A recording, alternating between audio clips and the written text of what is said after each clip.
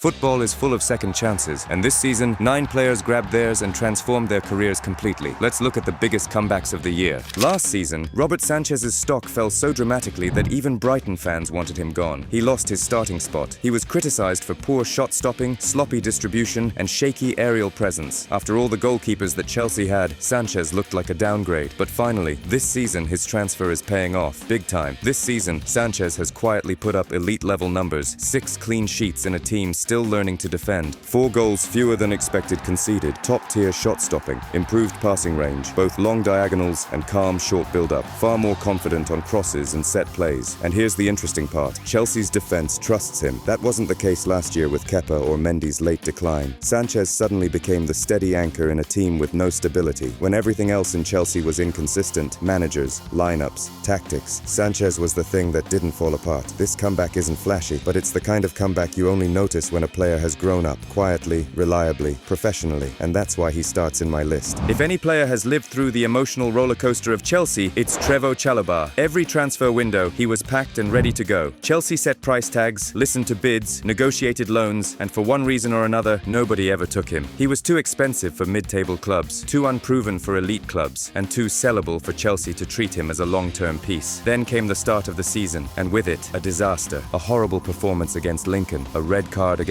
Brighton. Fans wanted him gone permanently, but football is funny, because 2 months later, Chalobah became one of Chelsea's most consistent defenders. It started slowly, a solid match here, a calm performance there, and then suddenly, he was everywhere. Chalobah didn't just survive the storm, he walked out of it stronger than anyone expected. Sometimes the players a club tries hardest to get rid of become the ones it ends up relying on the most. Palhinha was signed for almost 60 million euros by Bayern Munich, only for the coach who wanted him left the club. Now your new boss, Vincent Kompany, prefers technical midfielders who play quick, tight football. And you're a destroyer, a sledgehammer in a jewelry shop. Palhinha spent nearly the entire season on the bench, and his value plummeted. But football careers hinge on tiny moments, and one of them was Tottenham stepping forward. And suddenly, Palhinha wasn't a misfit anymore. He was exactly what Spurs were missing. In Thomas Frank's system, Palhinha became the best ball winner in the league, a physical presence no one wants to run through, a late-arriving attacker scoring surprise goals, a midfield general in a team that badly needed bite. His numbers are insane. 4.8 tackles per match, elite worldwide, a mix of goals and assists, dominant performances even against big clubs. He went from Bayern's afterthought to Tottenham's backbone. Some players need freedom, some need a certain formation. Palhinha needed a coach who values aggression, and when he found it, everything clicked. Michael Kayode wasn't supposed to succeed this fast. In Fiorentina, he was raw, exciting, yes, but inconsistent. A player who relied on athleticism because he didn't yet understand positioning. But Brentford saw something absolutely wild, his throw-ins, and they realized what nobody else had. Kayode could become the new Rory Delap, but faster, more technical, more modern. Today, Kayode launches throw-ins deep into the box, helps Brentford create set-piece chaos, dribbles past opponents with ease, and delivers sharp, low crosses from the right. But the most impressive thing? He owned the right-back position from day one. A club known for scouting gems found another one. This is the comeback of a player who wasn't even broken, just misused. Phil Foden's career has always been strange. Everyone agreed he was talented. Everyone agreed he was the future, but nobody could ever agree on where exactly he should play. At times, it felt like Foden was too versatile for his own good, a jewel that kept being placed in the wrong setting. Season after season, Pep praised his potential, but potential without a defined role is like a sports car stuck in first gear. This season, that changed. Pep finally answered the question that had been hovering over Foden for years. He moved him into a hybrid 8-10 role, a space between the lines where Phil touches the ball 80 to 100 times per match, a role where he dictates the rhythm instead of reacting to it, a role that demands creativity, maturity, and constant awareness. And suddenly, Foden exploded. His decision-making sharpened. His dribbling became more direct and purposeful. His combinations around the box started slicing teams open. For the first time, Foden isn't just a talent. He isn't just a prodigy or a promising piece of the future. He finally looks like the complete footballer. Jack Grealish's decline at Manchester City was one of the most painful character arcs in recent Premier League memory. A £100 million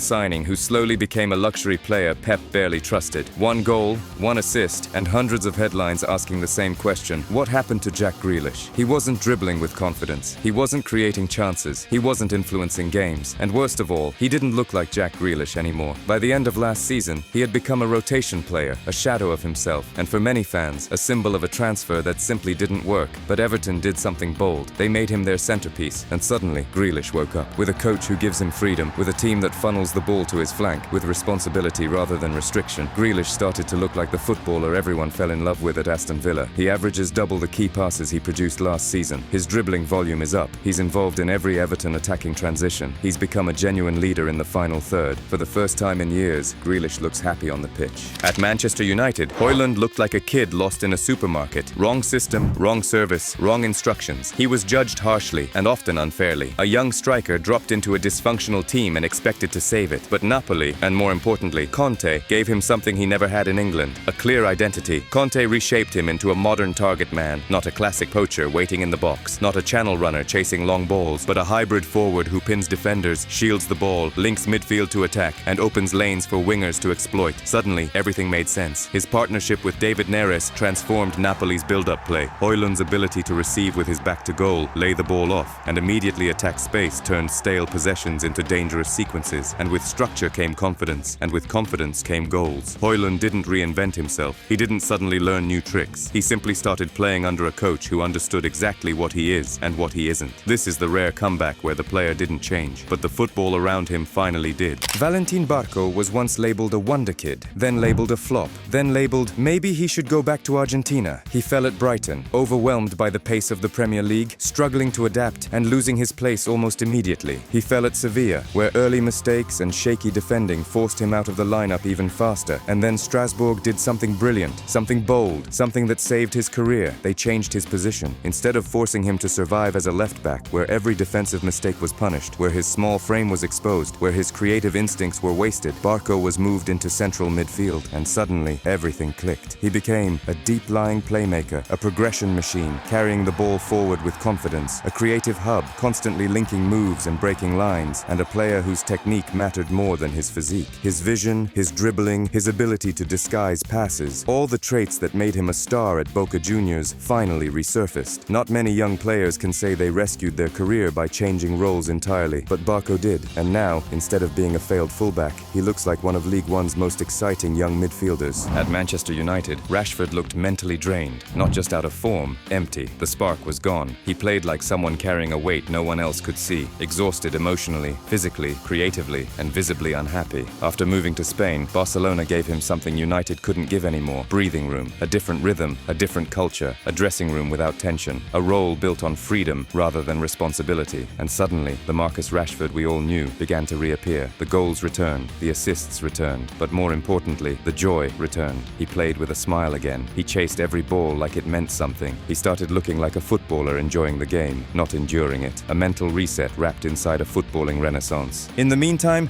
thanks for watching. Check out my other videos, like The Scary Truth Behind Crystal Palace's Rise and 9 footballers ready for a bigger stage as shown on your screen. My name is Ole, love this game, see you next time.